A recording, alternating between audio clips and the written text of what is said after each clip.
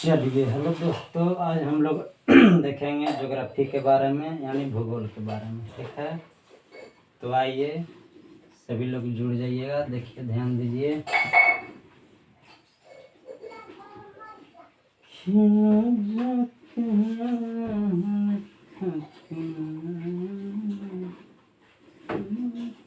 चलिए देखा जाए तो क्या होता है ज्योग्राफी। आप पहले ज्योग्राफी के बारे में जान लीजिए। ज्योग्राफी क्या है, भूगोल किसे कहते हैं। ज्योग्राफी कहने का मतलब है कि ये आपका 2 वर्ड से बना है। कितना वर्ड से? 2 वर्ड से। एक आपका जियो हो जाएगा, से अलग हो जाएगा, जीईओ जियो, और ग्राफी अलग हो जाएगा। ठीक है, ये हो गया ग्राफी। ठीक बा, तो जियो अलग हो गया, ग्राफी अलग हो गया। और आप जानते हैं कि जियो का मतलब होता है पृथ्वी। क्या होता है? पृथ्वी। ठीक है, और ग्राफी का मतलब होता है वर्णन। ग्राफी का मतलब क्या होता है सर? वर्णन। ठीक है, तो यानी पृथ्वी का वर्णन करना। किसका वर्णन करना? पृथ्वी। यानी पृथ्वी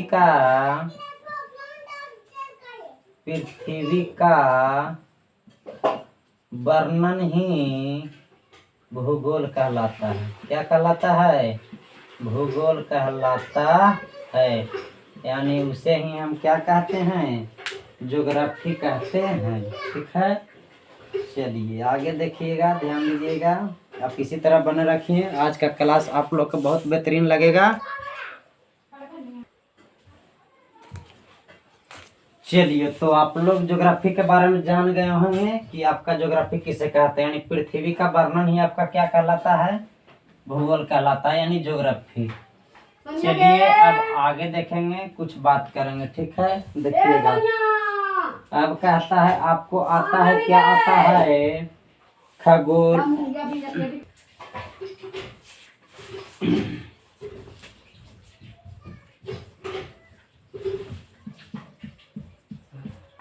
चलिए हम लोग आज क्या जानेंगे? खगोल विज्ञान के बारे में। इसको इंग्लिश में बोला जाता है एस्ट्रोनॉमी।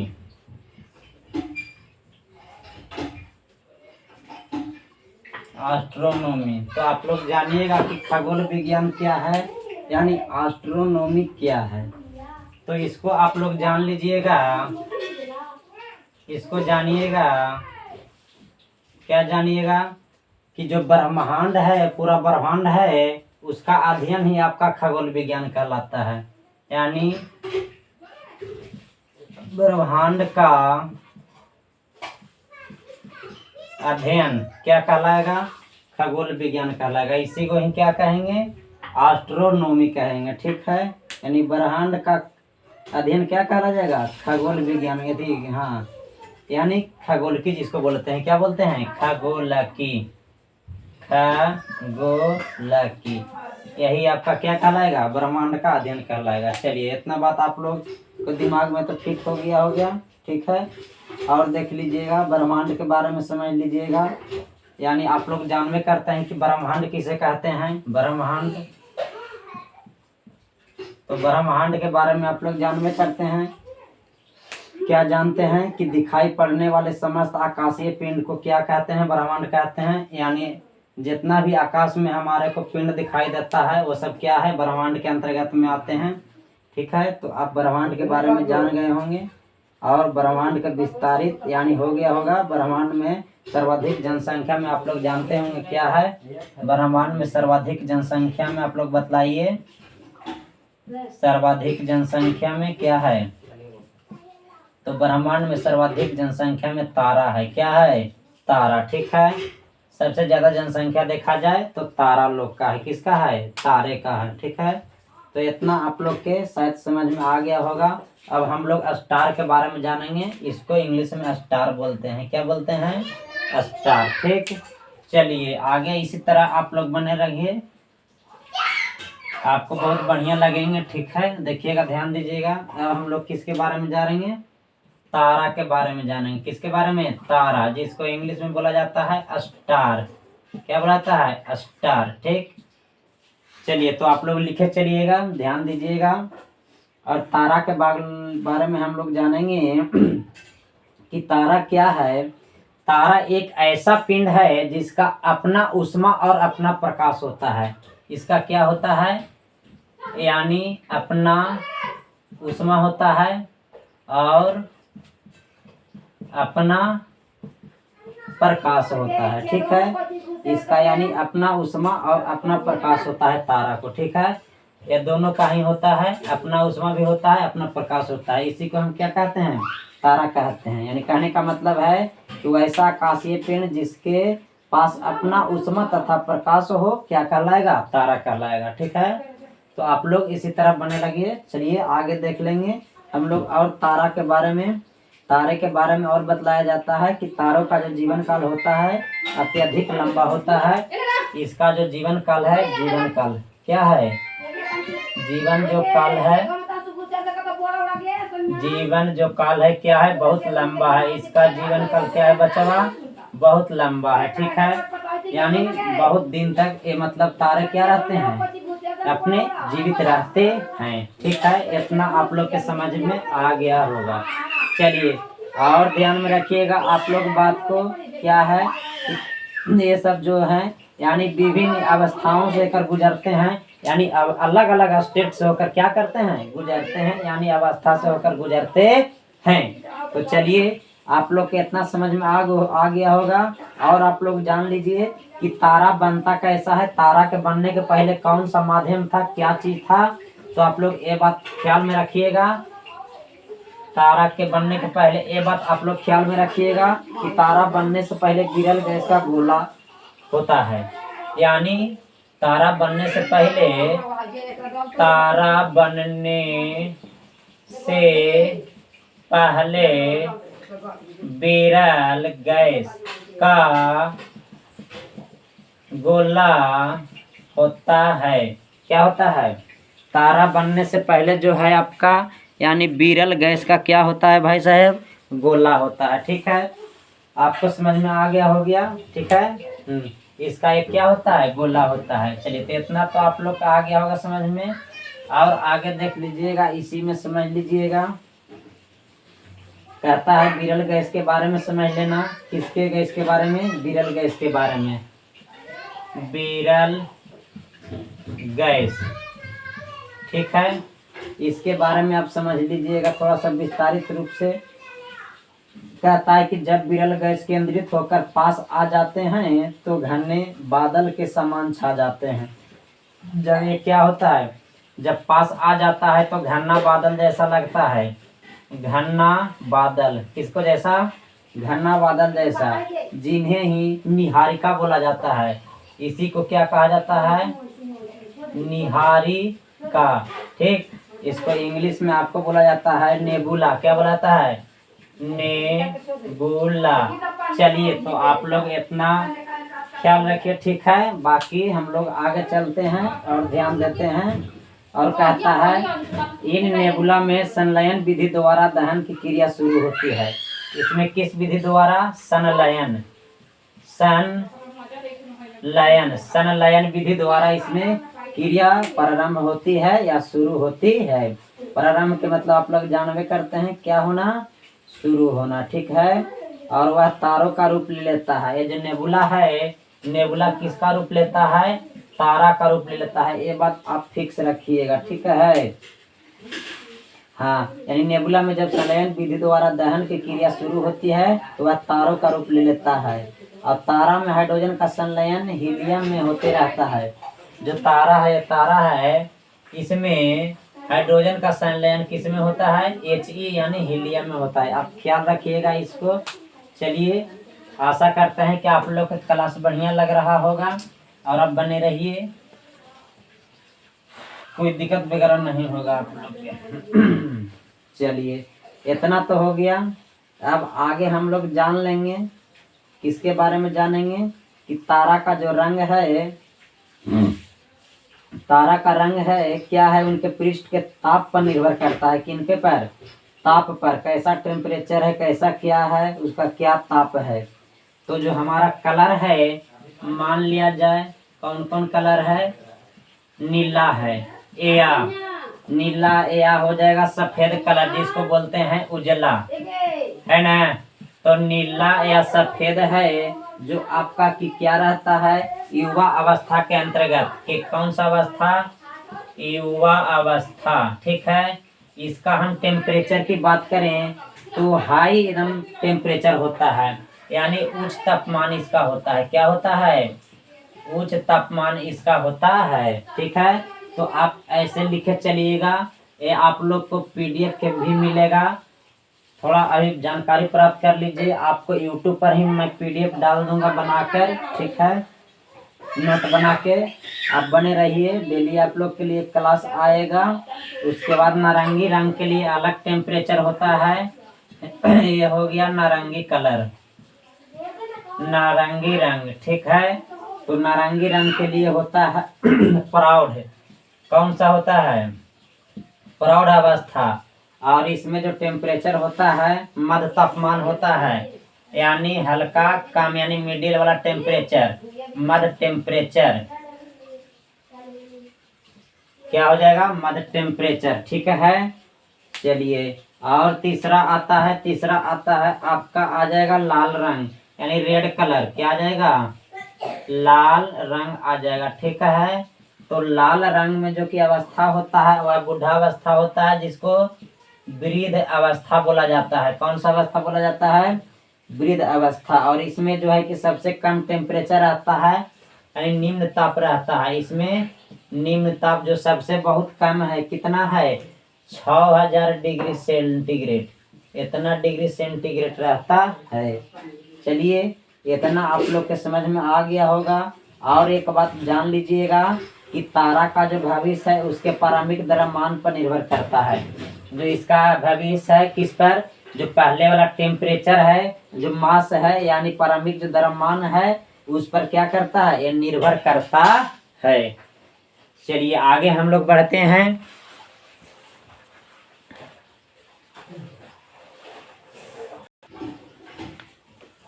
चलिए आगे हम लोग पढ़ेंगे लाल दानव के बारे में। किसके बारे में पढ़ेंगे हम लोग, लाल दानव के बारे में, यानी रेड एजेंट। ठीक है, चलिए हिंदी में ही जानिए आप लोग। तो कहता है कि जब जो तारा का जो ईंधन है कि क्या होता है, समाप्त होने लगता है। जब किसका, तारा का ईंधन, तारा का ईंधन क्या होने लगेगा, समाप्त होने लगता है, होने लगता है। ठीक है, तो कहता है कि जब तारा का ईंधन समाप्त होने लगता है तो ये लाल दानव का रूप क्या होता है, ये ले लेता है। ठीक है, किसका ले लेता है, ये लाल दानव का। जब जो तारा में है क्या होता है, पूरी तरह से ईंधन यानी खत्म होने के कगार पर हो जाती है, तो यह यानी कि लाल दानव का रूप ले लेता है। और लाल दानव का आकार बहुत बड़ा होने लगता है। इसका जो साइज है, इसका जो साइज है क्या हो जाता है, बहुत बड़ा होने लगता है। क्या होने लगता है, बहुत बड़ा होने लगता है। इसी प्रकार हम लोग इसके बारे में केस 1 के बारे में देखेंगे, केस 1 में देखेंगे, केस 2 में देखेंगे कि क्या क्या कंडीशन है सब उत्पन्न करते हैं। चलिए केस 1 में हम लोग देखेंगे कि यदि लाल दानव का द्रव्यमान बतलाया जाए, कि यदि लाल दानव का द्रव्यमान, यदि लाल दानव का द्रव्यमान सूर्य के द्रव्यमान से, सूर्य के द्रव्यमान से 1.44 गुना, कितना गुना, 1.44 गुना से छोटा, इससे क्या है, छोटा। ठीक है, इसे यदि छोटा रहेगा तो आपको यानी कि क्या होगा, श्वेत बावन बनेगा। कौन, क्या बनेगा, श्वेत बामन। ये जब छोटा हो जाएगा तो बन जाएगा श्वेत बामन। ठीक है, और यही यदि आपका अधिक हो जाएगा, क्या हो जाएगा, अधिक हो जाएगा, यानी केस में क्या हो जाएगा, बड़ा हो जाएगा, तो वह अभिनव तारा का रूप ले लेगा। कौन सा तारा का रूप लेगा, अभिनव तारा, अभिनव तारा। ठीक है, ये अभिनव तारा का रूप ले लेगा। और बतलाया जाता है कि श्वेत बावन को क्या कहते हैं, जीवाश्म तारा भी कहते हैं।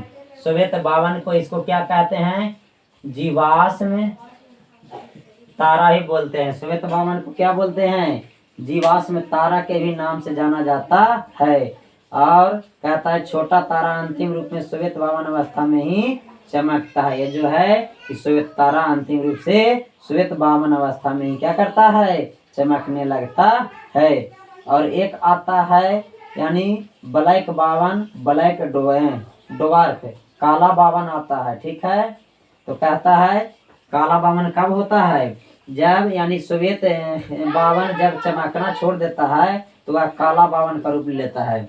जब ये चमकना क्या करेगा, छोड़ देगा, यानी नोट ब्राइटनेस, ठीक है, जब चमकना छोड़ देगा तो ये क्या करेगा, यानी काला बावन का रूप ले लेगा। ठीक है, ये आप लोग ख्याल रखिएगा, ये आप लोग समझिएगा। ठीक है, यानी जब ये छोड़ देगा तो क्या हो जाएगा, ये काला हो जाएगा। आप लोग जानवे करते हैं, क्या जानते हैं कि श्वेत बावन जो है कि क्या कहलाता है, जीवाश्म तारा भी कहलाता है। चलिए, हमको लगता है कि आप लोग के इतना बात समझ में आ गया होगा। और कुछ आगे बतला देते हैं और अभिनव तारा के बारे में, इसके बारे में आप जान लीजिएगा। अभिनव तारा के बारे में कहता है इसमें कार्बन जैसे हल्के पदार्थ लोहा जैसे भारी पदार्थ में परिवर्तन होने लगता है। इसमें ऐसा होता है कि कार्बन जो है कि किस में परिवर्तन होने लगता है, कार्बन जैसे हल्का पदार्थ लोहा जैसे भारी पदार्थ में बदलने लगता है। ठीक है, ये क्या होने लगता है, चेंजिंग होने लगता है। ठीक है ना, और इसी कारण जो है कि क्या होता है, विस्फोट होने लगता है, यानी विस्फोट होने लगता है। अतः इसे विस्फोटक तारा भी कहा जाता है। इसी को बोला जाता है विस्फोटक तारा। चलिए, अभिनव तारा को ही क्या बोला गया भाई, विस्फोटक तारा बोला गया। और विस्फोटक के बाद यह न्यूट्रॉन तारा का रूप ले लेता है। इसके बाद यह होता है कि न्यूट्रॉन स्टार, यानी न्यूट्रॉन तारा का क्या करता है, रूप ले लेता है। चलिए, आशा करते हैं कि आप लोग को बहुत बढ़िया लग रहा होगा। मिटाते हैं कि दिलवा के से बताए मैंने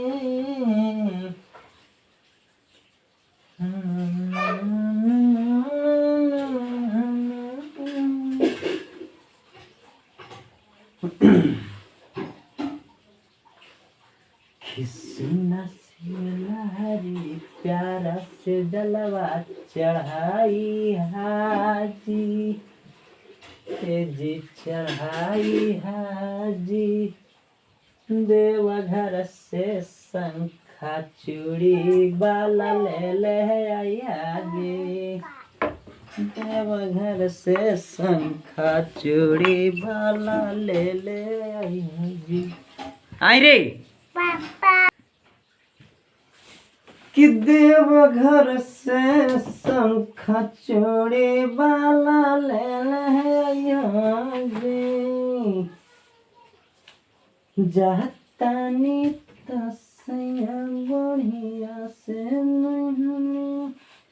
चलिए, तो आपको विस्फोटक के बाद क्या हो गया, न्यूट्रॉन तारा का ये रूप धारण कर लेता है। कौन करता है, तो अभिनव तारा करता है। चलिए, आप लोग आगे ध्यान दीजिएगा, इसी प्रकार हम लोग देखेंगे और आप लोग बने रहिए। चलिए, अब हम लोग जानेंगे न्यूट्रॉन तारा के बारे में। किसके बारे में जानेंगे, न्यूट्रॉन तारा के बारे में।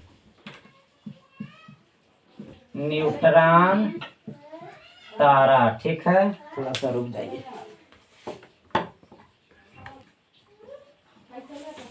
चलिए, तो हम लोग अब पढ़ेंगे न्यूट्रॉन तारा के रूप में। आप लोग जाने गए हैं कि अभिनव तारा को ही क्या होता है, जब ये विस्फोटक का रूप धारण कर लेता है, विस्फोटक के बाद ये न्यूट्रॉन तारा का रूप ले लेता है। तो आप लोग न्यूट्रॉन तारा के बाद जानेंगे इसके बारे में कि न्यूट्रॉन तारा जो है कि विस्फोटक के बाद बनता है। किसके बाद बनता है, ये जो है कि विस्फोटक के बाद बनता है।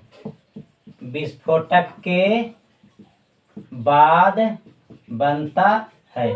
ठीक है। न्यूट्रॉन तारा कब बनता है भाई? तो यह विस्फोटक के बाद बनता है, आप लोग ध्यान में रखिएगा। इसका जो घनत्व होता है काफी उच्च हो जाता है, यानी डेंसिटी, इसको क्या बोलते हैं? घनत्व। इसको इंग्लिश में बोला डेंसिटी।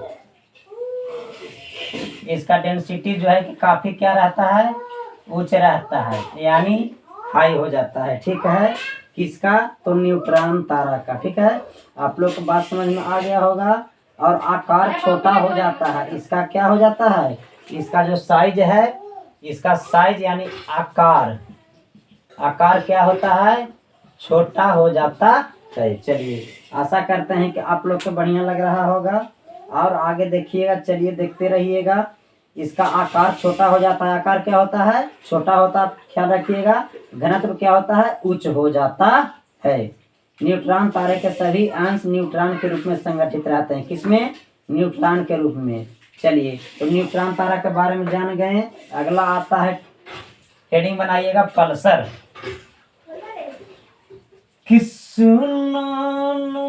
जी प्यारा से जलवा चढ़ाई हाजी, जी चढ़ाई हाजी, दिया बघर से शंख चूड़ी बाला ले आई हाजी।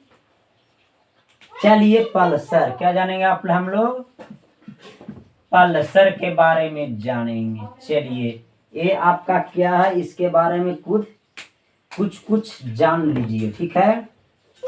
कहता है कि पल्सर जो है कि यह तारा चमकता और बुझता रहता है। इसका काम क्या है? चमकना। क्या काम है? चमकना और बुझना, ठीक है। ये जो है पल्सर क्या करता है? कभी कभी चमकता है और कभी कभी बुझा जाता है, यानी बुझता है, ठीक है। इससे उच्च संख्या में विद्युत चुम्बकीय तरंगें निकलती है। इससे क्या निकलता है? यानी हाई विद्युत चुम्बकीय तरंगे, चुंबकीय तरंगे, इलेक्ट्रिक मैग्नेटिक वेव्स, ठीक है। यानी हाई इलेक्ट्रिक मैग्नेटिक वेव्स है ना, यानी उच्च मात्रा में विद्युत चुम्बकीय तरंगे निकलेगा। चलिए, आशा करते हैं आप लोग ठीक है। चलिए, ठीक है, इसी प्रकार आगे बन रहिए। और कहता है कि जो विद्युत चुम्बकीय तरंग है ना, ये सब कैसा संख्या में निकलता है? तो उच्च संख्या में निकलता है। और पल्सर जो है यह तीव्र रेडियो तरंगे उत्सर्जित करता है। ये जो है कि तीव्र रेडियो तरंगे, तीव्र रेडियो तरंगे क्या करता है? उत्सर्जित करता है। यही सब इसका क्या है? काम है। चलिए, तो आगे हम लोग क्या जानेंगे? और जानेंगे हम लोग ब्लैक होल के बारे में, जिसको कृष्ण विवरण बोला जाता है। तो चलिए, आप लोग इसको जान ही गए। इसका चमकना बुझना काम है, हाई विद्युत चुम्बकीय क्षेत्र उत्पन्न करता है।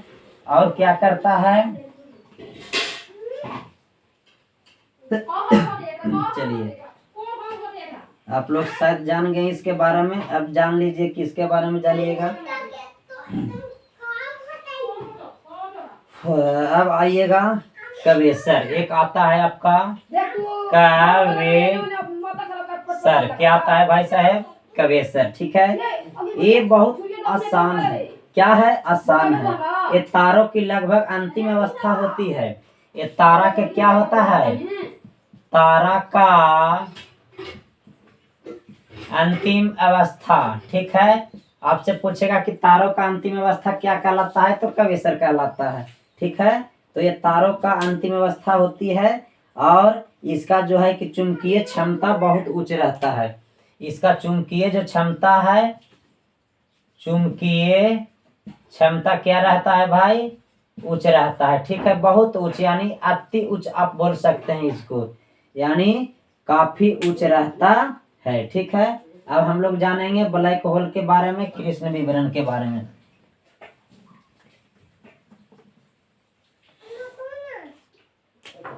चलिए,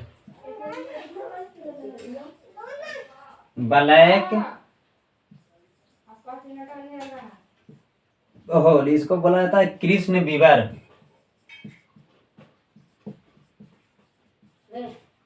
ठीक है।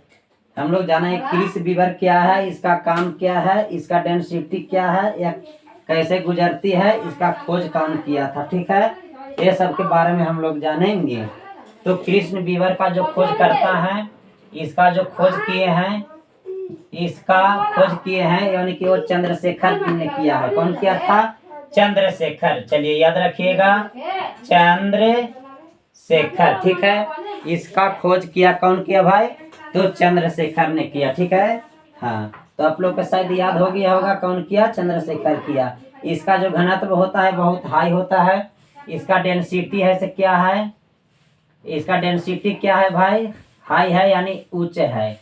ठीक है, ब्लैक होल का डेंसिटी की हम लोग बात करेंगे तो बहुत क्या होता है? उच्च होता है। ठीक है, ये आप लोग के समझ में आ गया होगा। और इसका एक और काम है कि यह प्रकाश को भी गुजरने नहीं देता है। ये क्या करता है? ब्लैक होल का काम है कि इसे लाइट नहीं निकलता है, यानी नॉट लाइट, प्रकाश को गुजरने नहीं देता है। ब्लैक आप लोग जानवे करते हैं कि ब्लैक कपड़ा को रख दीजिए तो आपको प्रकाश वहां से क्रॉस नहीं करेगा। तो इसी तरह इसमें भी आपका है, ब्लैक होल का काम क्या है? यानी नो लाइट, प्रकाश को जाने नहीं देता है, गुजरने नहीं देता है। और कहता है कि जब तारा सूर्य के द्रव्यमान के 3 गुना से बड़े होते हैं तो वही तारा ब्लैक होल कहलाता है। और ब्लैक होल की चुंबकीय क्षमता भी क्या होती है? अधिक होती है। इसका जो है कि चुंबकीय क्षमता भी क्या होगा? अधिक होगा। ठीक है, इसका चुंबकीय क्षमता भी हो जाएगा से क्या होगा बचवा? अधिक होगा। और ये श्वेत बावन और काला बावन को भी अपनी ओर खींच लेता है, अतः तारों का अंत ब्लैक होल के रूप में हो जाता है। चलिए, इसके बाद हम लोग जानेंगे चंद्रशेखर सीमा के बारे में। जानेंगे किसके बारे में? जानेंगे चंद्रशेखर सीमा के बारे में। देख लीजिए, चलिए ध्यान दीजिएगा, थोड़ा सा वेट कीजिए।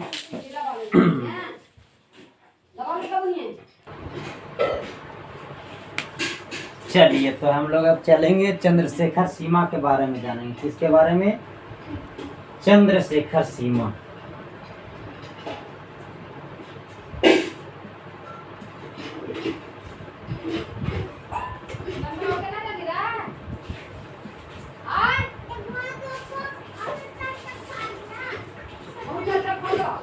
चलिए, हम लोग अब जानेंगे किसके बारे में? चंद्रशेखर सीमा के बारे में। यानी कहता है कि सूर्य के द्रव्यमान से जो इसका है, यानी द्रव्यमान 1.5 गुना क्या है ना? ठीक है, हाँ, तो सूर्य के द्रव्यमान के 1.5 गुना द्रव्यमान को चंद्रशेखर सीमा कहते हैं। यानी जो सूर्य का द्रव्यमान है, किसका द्रव्यमान भाई साहेब? सूर्य का द्रव्यमान, इसका कितना हो जाए? 1.5 गुना। ठीक है, यानी 1.5 गुना हो जाए तो इसी को हम लोग क्या कहते हैं? इसी को हम लोग क्या कहते हैं? चंद्रशेखर सीमा के नाम से जानते हैं। चलिए, तो इसमें और आप लोग क्या रखिएगा कि लाल दानव के बाद तारों का भविष्य चंद्रशेखर सीमा पर निर्भर रहता है। जब लाल दानव होता है उसके बाद क्या होता है? तारा का जो भविष्य है टिका हुआ चंद्रशेखर सीमा पर ही है, इसी पर है। ठीक है, आप लोग नोट में जान लीजिएगा। क्या जानिएगा भाई साहब?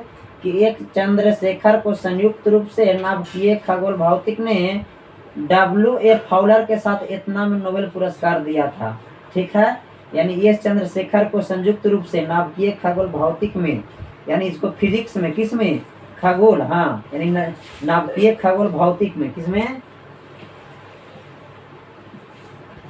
नाभिकीय खगोल भौतिक में इनको क्या मिला था भाई? एक पुरस्कार मिला था, नोबेल पुरस्कार मिला था। नोबेल पुरस्कार कब मिला था? ये आप लोग के पूछता है 1983 में। 1983 में। चलिए, ये तो आप लोग के कन्फर्म हो गया होगा कि इसको यानी पुरस्कार, नोबेल पुरस्कार कब मिला? इन्हीं को, किनको? फाउलर जी को। तो 1983 में नोबेल पुरस्कार दिया गया। चलिए, आप लोग तो समझ में आ गया होगा। और आप लोग ध्यान में रखिएगा कि लाल दानव का आकार बहुत ही बड़ा हो जाता है, तो आप लोग को मैं पहला ही बतला चुका हूँ, ठीक है। और सूर्य जब लाल दानव का रूप ले लेता है तो वह अपने समीप के 4 ग्रहों को जला देता है। बाप रे बाप, वह जब अपना जब रूप ले लेता है तो उसके जो निकट अगर 3-4 ग्रह रहेंगे ना तो वो भी जल जाएंगे, ठीक है। उसके बाद आता है व्हाइट होल आता है। क्या आता है? White hole. व्हाइट होल के बारे में अभी मैंने बतलाया कि यह एक ऐसी परिकल्पना है जिससे यह मान लिया जाता है सही प्रकार के एक बिंदु से आ रहा होता है। उसके बाद आता है आकाशगंगा। चलिए ये तो आप लोग जान गए। अब जानिएगा आकाश गंगा के बारे में। स्काई गंगा किसके बारे में? आकाश गंगा, ठीक है। चलिए तो हम लोग जानेंगे आकाश गंगा के बारे में, यानी गैलेक्सी के बारे में। तो कहा जाता है कि ब्रह्मांड में तारों का जो असंख्य समूह को गैलेक्सी कहा जाता है, ठीक है। यानी ब्रह्मांड में जितना तारा है उसको हम असंख्य समूह को क्या कहेंगे? आकाश गंगा कहेंगे। असंख्य समूह, असंख्य समूह इसी को क्या कहेंगे हम लोग? गैलेक्सी के नाम से जानेंगे, ठीक है। और कहता है कि आकाश गंगा का जो आकार होता है सर्पिलाकार होता है। इसका जो आकार होता है क्या होता है? सर्पिलाकार, ठीक है। ये आप लोग ख्याल रख लीजिएगा, सर्पिलाकार होता है। और तारे इस सर्पिलाकार भुजा के किनारे पाया जाता है। जैसे जैसे तारे की आयु बढ़ती जाती है वह आकाश गंगा के मध्य में जाने लगता है। आकाश गंगा के मध्य भाग को बल्ज कहते हैं। किस क्या कहते हैं? इसी को मध्य भाग को, कौन भाग को? मध्य भाग को बल्ज कहते हैं। बल्ज याद रखिएगा, इसको मध्य भाग को क्या कहते हैं भाई जी? तो बल्ज कहा जाता है, ठीक है। और बल्ज में ब्लैक होल पाए जाते हैं। इसी में ब्लैक होल पाए जाते हैं और बल्ज में तारों की संख्या अधिक रहती है। आकाश गंगा का निर्माण आज से 12 बिलियन वर्ष यानी पहले हुआ, ठीक है। इसका जो निर्माण हुआ है 12 बिलियन वर्ष पहले। बिलियन के मतलब आप लोग समझ ही रहे होंगे, यानी इसका आप मैथ के हिसाब से निकालिएगा तो 12 गुने 10 के पावर 8 कितना होगा? 12 गुने 10 के पावर 8, ठीक है। यानी इतना वर्ष पहले, है ना, 12 गुने 10 के पावर 8 वर्ष पहले यानी ये हुआ है, ठीक है। तो आप लोग के ये बात समझ में आ गया होगा। चलिए ये बढ़िया लग रहा होगा। और बतलाया जाता है कि ब्रह्मांड में लगभग 100 अरब आकाश गंगा है ना। यह कितना है? आकाश गंगा की बात बतलाया जाए ब्रह्मांड में तो 100 अरब, कितना? 100 अरब आकाश गंगा है, ठीक है। ये बात भी आप लोग ख्याल रखिएगा। सब 100 अरब आकाश गंगा हैं और प्रत्येक आकाश गंगा में लगभग 100 अरब तारे हैं। बाप रे बाप, प्रत्येक आकाश गंगा में, यानी प्रत्येक आकाश गंगा में, प्रत्येक आकाश गंगा, ठीक है। यानी प्रत्येक आकाश गंगा में आप देखिएगा तो 100 अरब तारे हैं भाई जी। 100 अरब, कितना? 100 अरब तारे। ये थोड़ा बहुत नहीं होता है 100 अरब। अब आप लोग सोच लीजिए कितना है। और उसके बाद कहता है कि हार्शेल ने 1805 ईस्वी में बताया कि पृथ्वी, सूर्य एवं अन्य ग्रह आकाश गंगा का एक अंश मात्र है। कौन बतलाया था? यानी हार्शेल ने बतलाया था। कौन बतलाया था? हार्शेल। कब बतलाया था? 1805 में बतलाया था, ठीक है। चलिए ये तो आप लोग के समझ में आ गया होगा। अब हम लोग आगे चलेंगे, देखेंगे।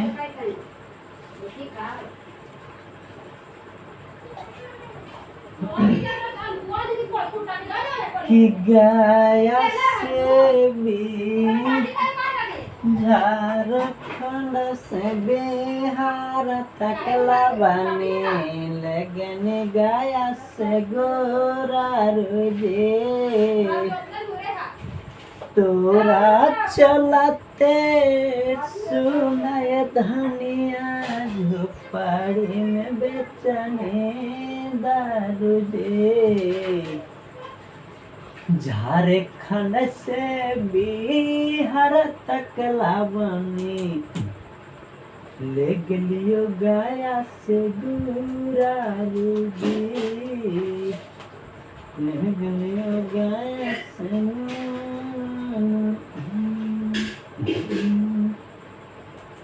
चलो उसके बाद आता है एक नंबर है सुपर क्लस्टर। किसका नंबर है भाई? Super cluster. तो इसको आप छोड़ दीजिए।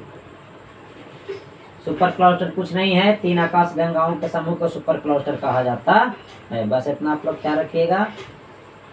उसके बाद आता है देवयानी। देवयानी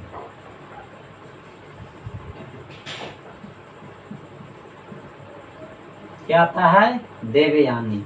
तो हम लोग जानेंगे देवयानी के बारे में। यह जो बतलाया जाता है कि यह हमसे सबसे करीब आकाश गंगा है। ठीक है, यह यानी करीब आकाश गंगा है, करीब आकाश गंगा। ठीक है, हाँ जी, यह करीब आकाश गंगा है। यह हमारी आकाश गंगा से 2.2 मिलियन प्रकाश वर्ष दूर है। यानी ये आकाश गंगा से कहाँ से? आकाश गंगा से 2.2 मिलियन क्या है? दूर है ना? यानी बहुत निकट कहता है। ठीक है, तो यानी आकाश गंगा के करीब है, यानी निकट है, सबसे करीब आकाश गंगा है। ठीक है, ये भी एक आकाश गंगा ही है देवयानी जो है किया हमसे सबसे करीबी यानी निकटतम आकाश गंगा है। ठीक है, इसका हमारे आकाश गंगा से 2.2 मिलियन प्रकाश वर्ष है। ठीक है ना, यानी कहने का मतलब 2.2 × 10⁻6 प्रकाश वर्ष। मिलियन में 10⁻6, बिलियन में 10⁻8। चलिए ये आप ख्याल रखिएगा। उसके बाद आता है कि दूसरा निकटतम आकाश गंगा बतलाया जाता है NGC। दूसरा निकटतम आकाश गंगा आप लोग नोट में लिख लीजिएगा।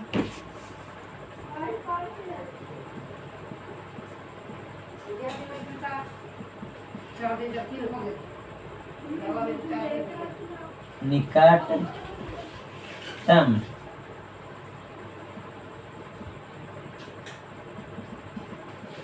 आकाश गंगा। ठीक है, यानी दूसरा निकटतम आकाश गंगा NGCM। क्या बतलाता है?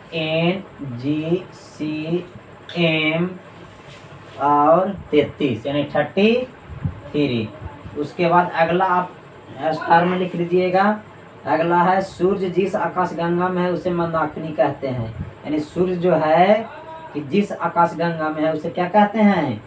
मंदाकिनी। ये आप लोग ख्याल कर लीजिएगा। ठीक है, अब हम लोग जानेंगे मंदाकिनी के बारे में, विस्तार से जानेंगे। ठीक है, चलिए इतना तो आप लोग को हो गया होगा। चलो देखते हैं आगे।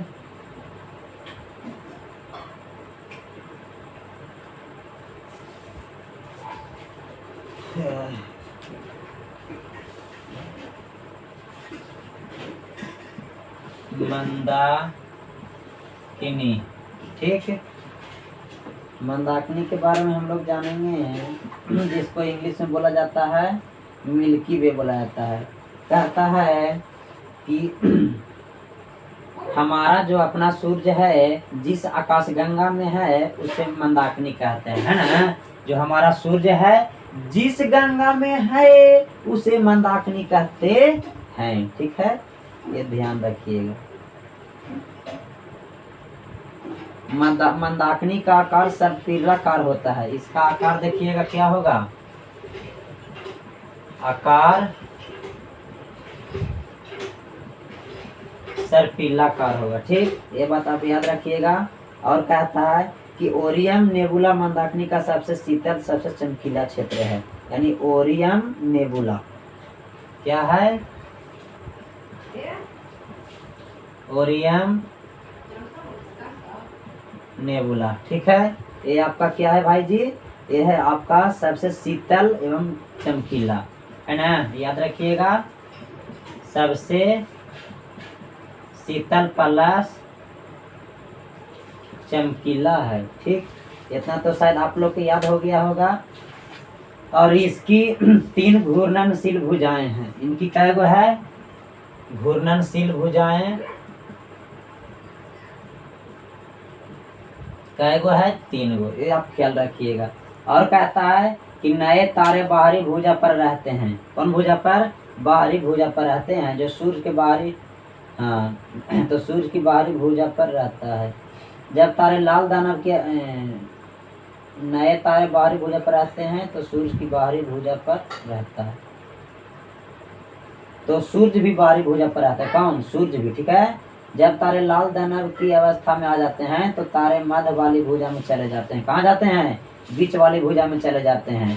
तारे जब अपनी अंतिम अवस्था में आ जाते हैं तो वह क्या होता है, यानी केंद्रीय भुजा में प्रवेश कर जाते हैं। और मंदाकिनी के केंद्रीय भाग को बल्ज कहते हैं। इसका केंद्रीय भाग को क्या कहते हैं? बल्ज। हाँ, जो सेंटर वाला है केंद्रीय भाग है उसको क्या बोलते हैं? बल्ज बोलते हैं। ठीक है, इतना आप याद रखिएगा। चलिए, और मंदाकिनी का सर्वप्रथम गैलीलियो ने देखा था। मंदाकिनी को कौन देखा था? इसको देखने वाला सबसे पहले कौन था? सर्वप्रथम गैलीलियो गैलीली साहब थे। गैलीलियो, ठीक है, यानी कौन देखा था? गैलीलियो ने देखा था। ठीक है, ये आप लोग ख्याल रखिएगा। कौन देखा था भाई जी? तो गैलीलियो ने देखा था सबसे पहले मंदाकिनी को। सूर्य जो है कि अपनी मंदाकिनी का चक्कर एंटी क्लॉकवाइज लगाता है। कैसे लगाता है? एंटी क्लॉकवाइज, है ना। और सूर्य 250 किलोमीटर प्रति सेकेंड की चाल से मंदाकिनी का चक्कर लगाता है। इसका जो मंदाकिनी का चक्कर लगाता है, चक्कर कैसे लगाता है? यानी 250 किलोमीटर प्रति सेकेंड, 250 किलोमीटर पर सेकेंड। बाप रे, यानी कहने का मतलब है कि 1 सेकेंड में 250 किलोमीटर। कितना? 1 सेकेंड में 250 किलोमीटर का वह चक्कर लगाता है। यानी सूर्य अपनी मंदाकिनी का चक्कर जो है एंटी क्लॉकवाइज लगाता है और सूर्य 250 किलोमीटर प्रति सेकेंड की चाल से मंदाकिनी का चक्कर लगाता है। 1 सेकेंड में मान लीजिए कितना, समझिए 250 किलोमीटर है, सोचिए कितना बहुत बड़ा दूरी है। उसे एक चक्कर पूरा करने में 25 करोड़ वर्ष लग जाते हैं। बाप रे, इसको एक चक्कर पूरा करने में, यानी पूरा चक्कर, एक चक्कर पूरा करने में कितना लगता है? 25 करोड़। 25 करोड़, ठीक है। बाप रे बाप, यानी कितना लगता है? 25 करोड़ वर्ष लग जाता है। इतना करोड़ वर्ष, है ना, इतना करोड़ वर्ष लग जाता है। अब समझिए, तो इसे ब्रह्मांड वर्ष भी बोला जाता है। इसी को क्या बोला जाता है? ब्रह्मांड वर्ष। ब्रह्मांड वर्ष भी बोला जाता है। ठीक है, चलिए, आशा करते हैं आप लोग को बढ़िया लग रहा है। और सूर्य का जो सबसे करीबी तारा कौन है? प्रोक्सिमा सेंचुरी है। सूर्य का सबसे करीबी जो है कि तारा प्रोक्सिमा सेंचुरी। ये आप लिख लीजिएगा स्टार में कि सूर्य का सबसे करीब तारा, सूर्य का सबसे करीबी तारा क्या बतलाएं? Proxima Centauri. Proxima Centauri. चलिए, इतना तो आप लोग को हो गया।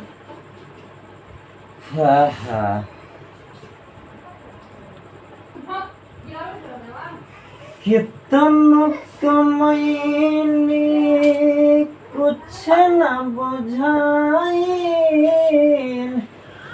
यही से कैली हम पारे दे। लालू नीति सज के रहे ऐलानवा गलती कैनी तब भारी जी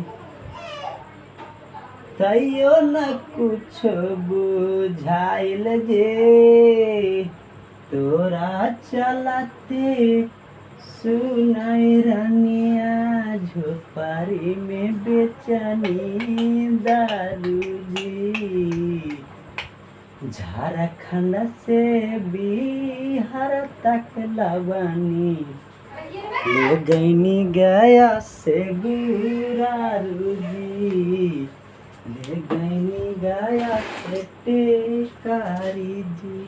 चलिए तो इसी के साथ आज का क्लास समाप्त। बाकी आपको कल मिलेगा क्लास, ठीक है। चैनल को सब्सक्राइब लाइक कर दीजिए, लाइक कीजिए।